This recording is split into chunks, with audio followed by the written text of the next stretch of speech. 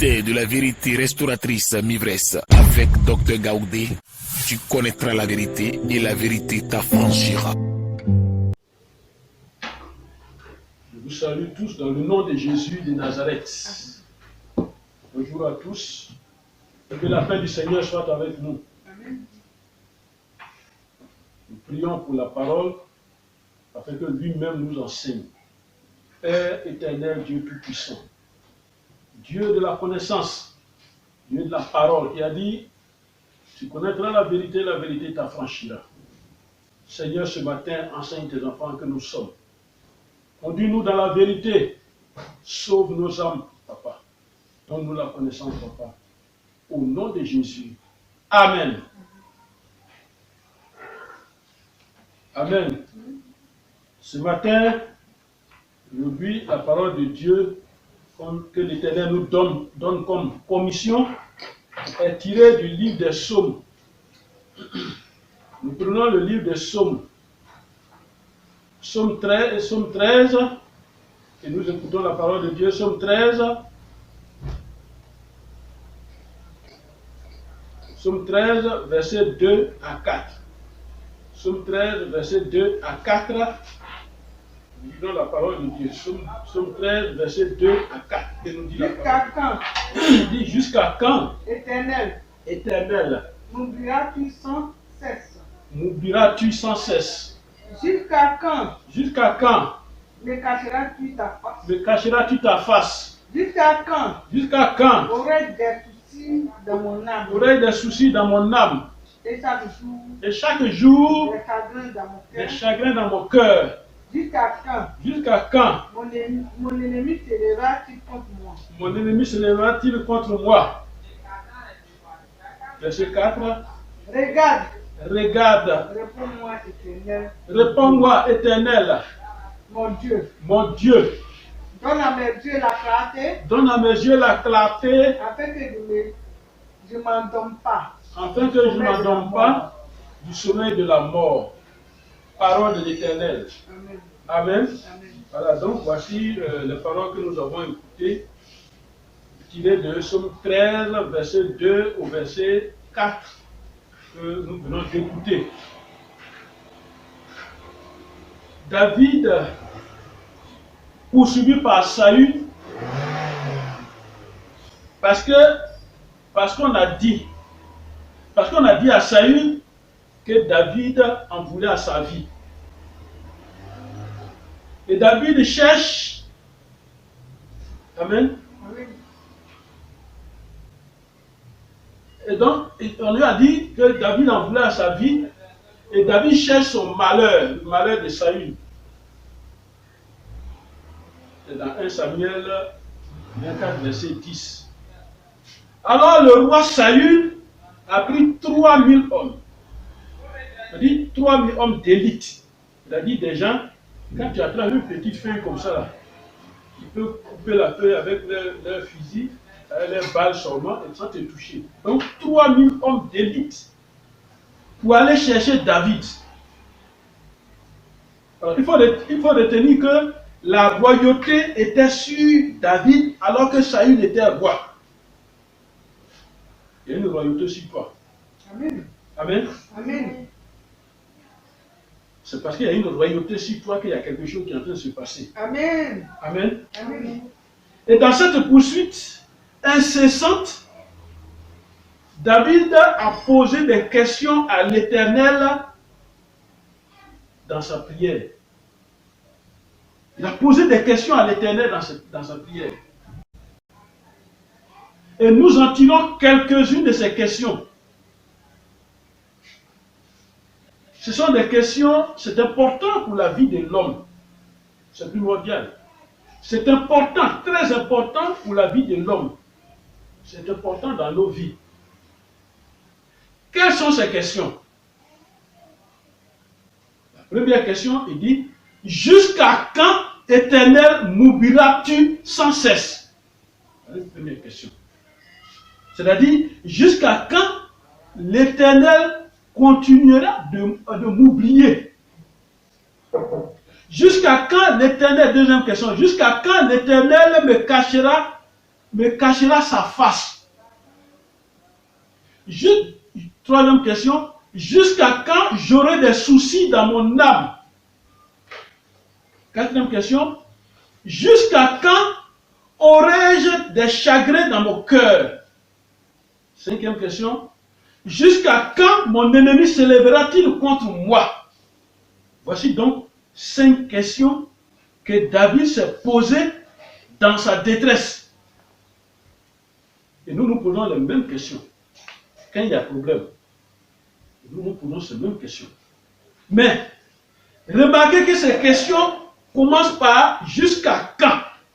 Donc, 5 jusqu'à quand. Il y a 5 fois jusqu'à quand. Jusqu'à quand. Amen. Jusqu'à quand.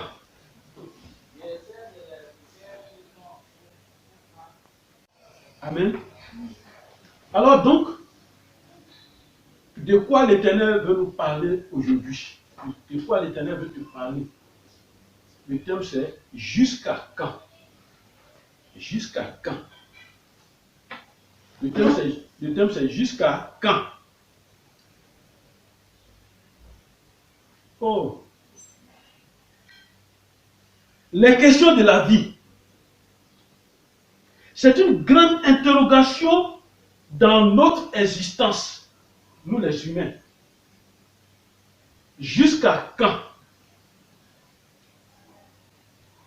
Dans des difficultés ou des problèmes, aucune personne sur la terre ne peut dire qu'elle n'a jamais dit ou pensé jusqu'à quand. Amen. Ces situations durent et ne cessent pas. Elles nous détruisent. Et cette destruction continue.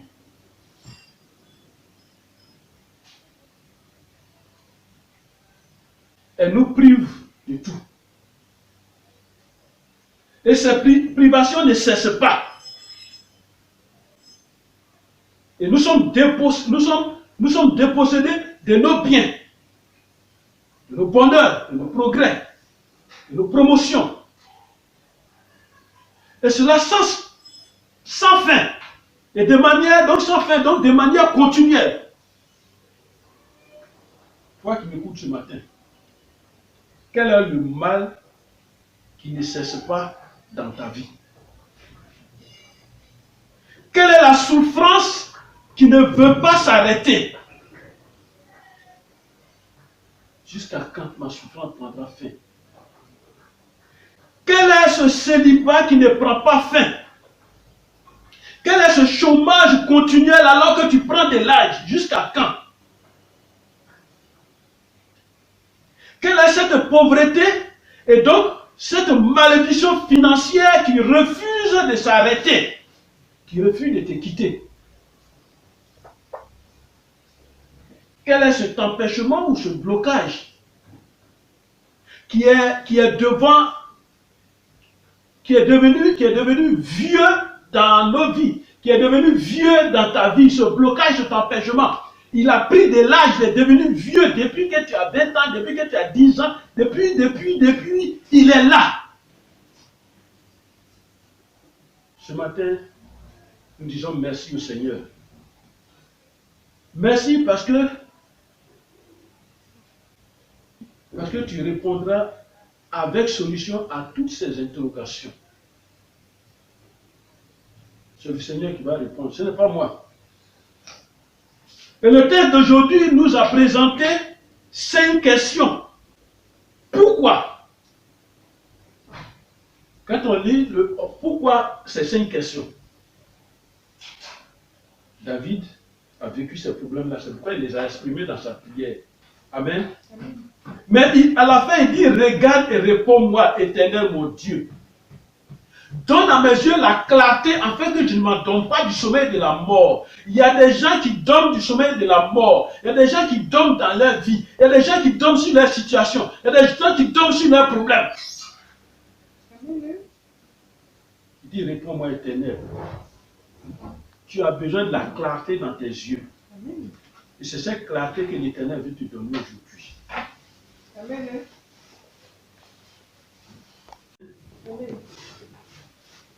Alors, suis-moi bien, nous rentrons dans le vif du sujet. Jusqu'à quand, Éternel, m'oublieras-tu sans cesse? Première question. Jusqu'à quand, Éternel, m'oublieras-tu sans cesse? Les problèmes sont tels qu'on pense et qu'on ressemble à un oublié de Dieu. Ils sont là, gros. Et donc, on pense. Et on ressemble à un oublié de Dieu, quelqu'un que Dieu a oublié.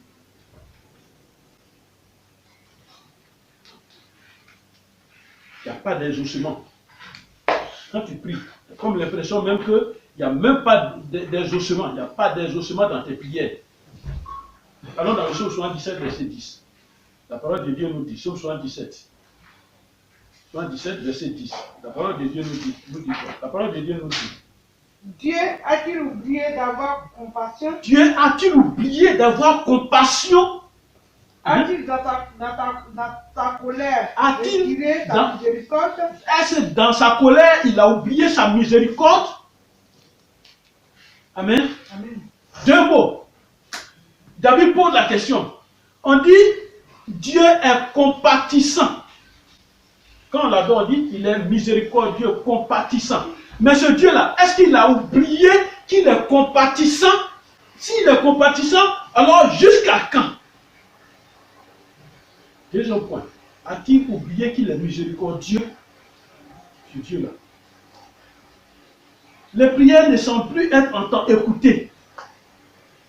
Et tu es arrivé à ce niveau-là où tu penses que les prières, et tu souffres, les prières ne semblent plus être écoutées.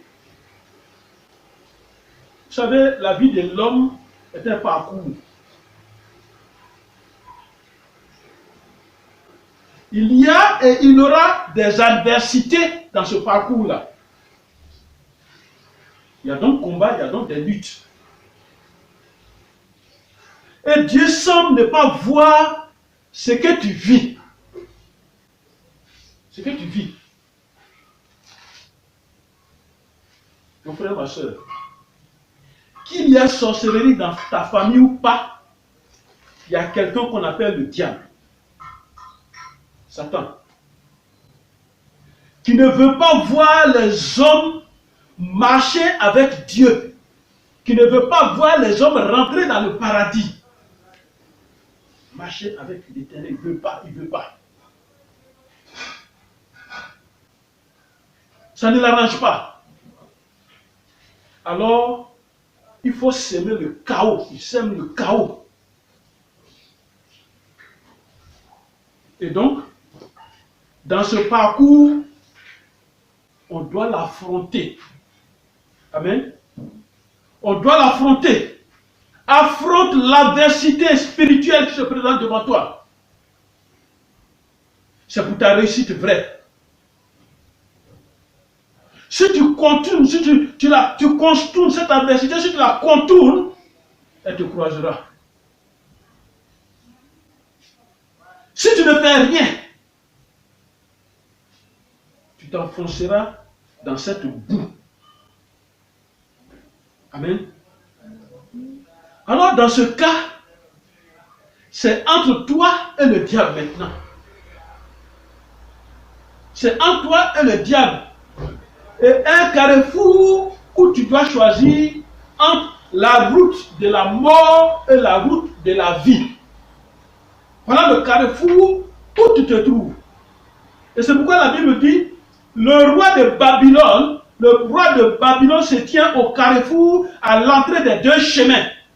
Ézéchiel 21, verset 26. Le roi de Babylone se trouve au carrefour, à l'entrée des deux chemins. Alors dans Psaume 142, verset 4. Psaume 142, verset 4.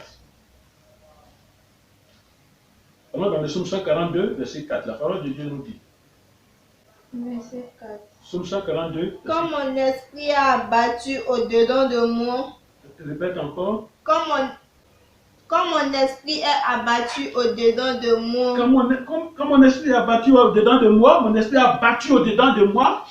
Toi. Tu connais mon Tu sentier. connais tu connais ma route, mon sentier. Sur la route où je marche, Tu connais sur la route où je marche. ils m'ont tendu un Voilà, piège. ils m'ont tendu un piège. Amen. Le sentier qui est là, ils ont tendu un piège. Il y a un piège dessus. Voilà le sentier. Amen. Alors, aujourd'hui, ce matin, voici la deuxième route que je te présente. Dans le nom de Jésus. La deuxième route que je te présente. Allons dans Ésaïe 35. Allons dans le livre d'Ésaïe 35. On va voir la deuxième route. Ésaïe 35. Que nous dit la parole de Dieu. Ésaïe 35, versets 8 et 9. On dit la parole de Dieu. Versets 8 et 9. La parole de Dieu nous dit. Il y aura là un chemin frayé. Une route qu'on appellera la voie sainte. Voilà la voie que l'Éternel nous présente. Il y a un chemin frayé, une route qu'on appelle la voie sainte. Et sur cette voie-là, il dit, nul impur n'y passera. Elle sera pour eux seuls. Ceux qui la suivront. Même les insensés ne pourront s'égarer. Voilà une bonne route. Même les insensés ne pourront s'égarer. C'est une route de vérité. Sur cette route, point de lion. Voilà la route de Jésus-Christ. Point de lion. Amen. Sur cette route, point de lion. Nulle bête féroce ne la prendra. Nul ne s'y rencontrera. Les délivrés, ils marcheront. Amen. Voici la route. Quand Jésus t'appelle sur la route-là, c'est cette route-là, tu ne vas pas croiser ces choses-là. Amen. Et même si tu le crois, tu as toujours la victoire. C'est pour toi. Dieu ne t'a pas oublié. Jusqu'à quand? Jusqu'à ta victoire définitive. Et tu seras fort dans la vie. Et c'est pourquoi cette question dit jusqu'à quand l'Éternel m'oubliera sans cesse? Jusqu'à ta victoire définitive. Et tu seras fort dans la vie, on va te craindre. Amen. Dieu est avec toi pour glorifier son nom. C'est une formation pour toi. Je répète, c'est une formation pour toi. Il faut que l'on sache que tu as un Dieu qui s'appelle l'Éternel. C'est pourquoi il se met de côté. Et il fait semblant de t'oublier. Et dans ça, il est en train de te former. C'est comme un papa qui a un enfant garçon. Son enfant garçon, il est petit, il se bat avec son camarade et puis il regarde. Mais il s'arrange pour ne pas qu'il y ait de blessés. Mais il regarde. Il regarde. Mais quand son enfant garçon pleure, il vient, il lui dit, garçon, pleure pas. Donc il regarde. Et c'est ce que Dieu fait. Tu dis, Dieu m'a oublié. Pourquoi? Jusqu'à quand il m'a oublié? Il t'a oublié pour que toi-même, tu sois formé. Jusqu'à quand, Éternel, m'oublieras-tu sans cesse? La Bible dit quoi? Sur le pain. C'est-à-dire, sur le bien que tu veux. La Bible dit quoi? Alors dans Genèse 3, verset 19. Par rapport au pain, par rapport au bien que tu veux, tu as dit jusqu'à quand l'Éternel m'oubliera-t-il sans cesse? Allons d'abord dans le bien, le bonheur, le bien, le pain que tu veux, le pain quotidien que tu veux. Et la Bible va te répondre dans Genèse 3, verset 19. La Bible dit quoi? Allons dans la Bible. Genèse 3. Genèse 3, verset 19. La parole de Dieu nous dit quoi? C'est à la sueur de ton visage que tu mangeras du pain. Voilà. Il dit c'est à la sueur de ton visage que tu mangeras du pain. Jusqu'à ce que tu retournes dans la terre d'où tu as été pris. Il faut connaître les lois spirituelles. Il dit c'est à la sueur de ton front que tu vas avoir ta nourriture. Si tu as volé et qu'on t'a mis en prison, tu as dit, jusqu'à quand Éternel m'oublieras-tu? Non, Dieu n'a pas dit qu'il faut voler pour avoir à manger, il n'a pas dit ça. Même si tu es pauvre, on n'a pas dit qu'il faut voler, il faut détourner l'argent. Alors quand tu te mets toi-même dans un problème, tu dis, jusqu'à quand Éternel m'oublieras-tu? Qu'on ne se voile pas la face. Le travail paye, l'ouvrier mérite son salaire. Jusqu'à quand? Deutéronome 8, verset 19-20. Allons dans Deutéronome 8. Deutéronome 8, verset 19-20. Deutéronome chapitre 8, la parole de Dieu dit, au verset 19 et 20, on va écouter la parole de Dieu, il dit, si tu obéis, écoute-moi bien, la réponse à cette question, si tu oublies l'Éternel ton Dieu, et que tu ailles après d'autres dieux, si tu les sers et te prosternes devant eux, je vous déclare formellement aujourd'hui que vous périrez. Au verset 20. Vous périrez comme les nations. Vous périrez comme des nations que l'Éternel fait périr devant vous. Parce que vous n'avez point écouté la voix de l'Éternel, votre Dieu. C'est parce que nous ne faisons pas l'effort d'écouter la voix de l'Éternel, notre Dieu. On n'écoute pas Dieu. On n'écoute pas Dieu. Alors, qu'est-ce que l'Éternel fait? Il y a une condition. Si tu obéis à la voix de l'Éternel, ton Dieu, qu'est-ce que Dieu t'enseigne? Pardon. Qu'est-ce que Dieu t'enseigne, toi qui vas à l'église? Quand tu viens de l'église, qu'est-ce que tu as retenu? La voix de l'Éternel t'a dit quoi? Il y en a, dimanche, c'est le jour du Seigneur. Dès qu'on revient de l'église, on range la Bible, on range tout et on recommence la vie, la mauvaise vie là, on la recommence encore. Tu n'as pas encore appris quelque chose. Amen. Amen. Si tu oublies l'Éternel pour aller avec d'autres dieux, si tu oublies l'Éternel pour aller te prosterner devant des statues, tu oublies l'Éternel pour aller courir après les hommes, tu oublies l'Éternel pour aller courir après les révélations qui, je ne sais d'où ça vient. Tu ne connais pas la provenance. Tu ne connais pas la provenance.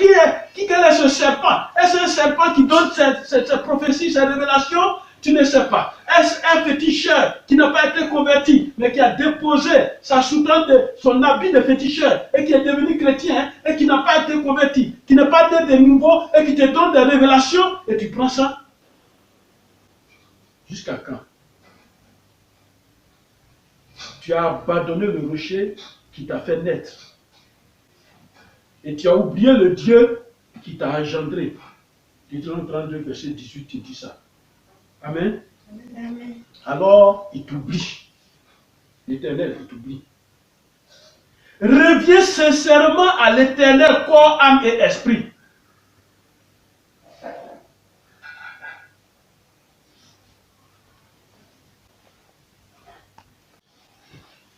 Amen. Amen.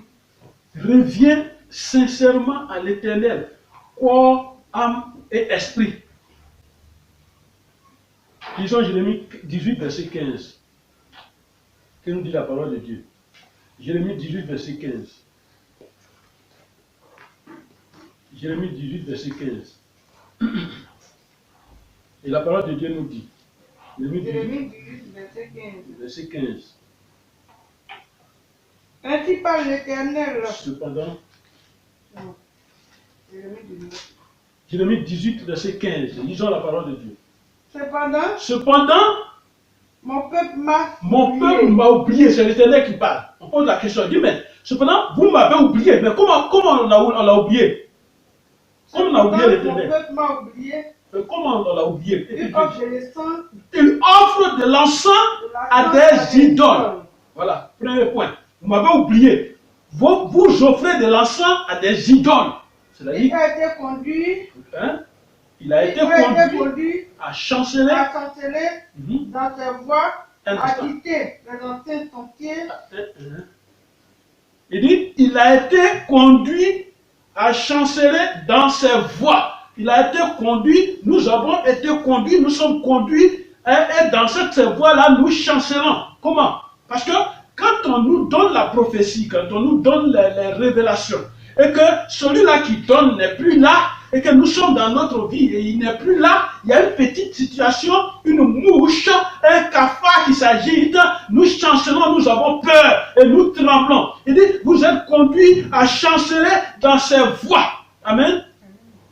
À quitter les anciens sentiers, à quitter la bonne voie que l'Éternel nous donne, et nous avons préféré aujourd'hui être dans d'autres chemins, choisir un autre chemin, un autre sentier. Quelqu'un est arrêté là-bas, un mauvais sentier, quelqu'un est arrêté, c'est lui que nous écoutons. Il dit poursuivre des sentiers, des chemins non frayés, des chemins qui n'ont pas été préparés, des chemins qui n'ont pas été dégagés, des chemins qui n'ont pas été faits pour nous, et nous suivons ces chemins-là.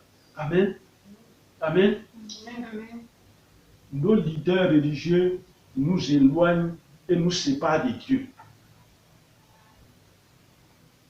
Ainsi, nous ne connaissons plus Dieu.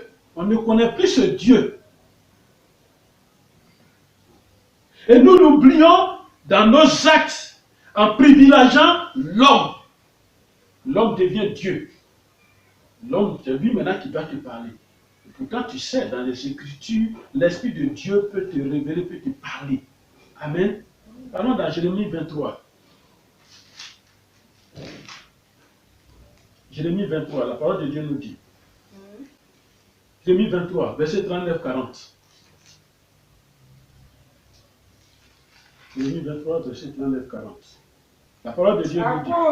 À cause de cela, à cause de cela, voici, il dit, à cause de toutes ces choses que vous faites là, vous éloignez de moi par vos comportements, vos idolâtries, vos comportements, ce que je ne vous ai pas appris, c'est ce que vous pratiquez. À cause de tout ça, je ferai quoi? Je vous oublierai, moi aussi, je vais vous oublier. Alors, on va s'oublier. Vous m'oubliez, moi je vous oublie. On va voir qui va gagner. Je vous oublierai et je vous rejetterai, vous et la ville que j'avais donnée à vous et à vos pères. Je vous rejetterai loin de ma face. Je vous rejetterai loin de ma face. Voilà. Lui, toi, tu l'as oublié. Toi, tu as oublié Dieu. Tu as un autre Dieu. Dieu aussi dit, je t'oublie. Non seulement je t'oublie, je vais te rejeter loin de ma face. Loin de moi. Et je mettrai sur vous un opprobre éternel et une honte éternelle qui ne s'oublie pas. Amen. Amen. Amen. Amen. On nous a toujours présenté un Dieu sévère, mon frère, ma soeur. Un Dieu sévère qui menace. C'est faux. Notre Dieu est notre papa. Notre Dieu est notre papa. Cela nous conduit à la deuxième question. Jusqu'à quand, Éternel, me cacheras-tu ta face? Jusqu'à quand, Éternel, me cacheras-tu ta face? Voyez, quand on dit Dieu te cache sa face, c'est dangereux. C'est grave même pour la vie. C'est-à-dire, il te donne son dos. C'est grave. Jusqu'à quand verrai-je la face de l'Éternel? Comme si Dieu m'a tourné dos. Vous voyez, Moïse parlait face à face avec Dieu. Amen. Mais pourquoi je ne vois pas la face de Dieu? Pourquoi toi tu ne vois pas la face de Dieu? Quand Dieu tourne sa face vers quelqu'un, il y a l'abondance de vie. Amen. Amen. Mais tu ne vois pas cette abondance de vie. Allons dans Lamentation 20. Allons dans Lamentation 20. Le Seigneur va nous parler. Dans le livre de Lamentation. Allons dans le livre de Lamentation 20. Et le Seigneur va nous parler. Lamentation 20. Et Lévitique 20, pardon. Allons dans Lévitique, pardon. Lévitique 20. Dans le livre de Lévitique, chapitre 20, on va lire, je veux qu'on lise la parole de Dieu. Lévitique chapitre 20, verset 1 à 3. On va lire. L'Éternel parla à Moïse et dit. Dit quoi? L'Éternel parla à Moïse et dit. Écoute bien ce que l'Éternel veut te dire ce matin. Tu diras aux enfants d'Israël.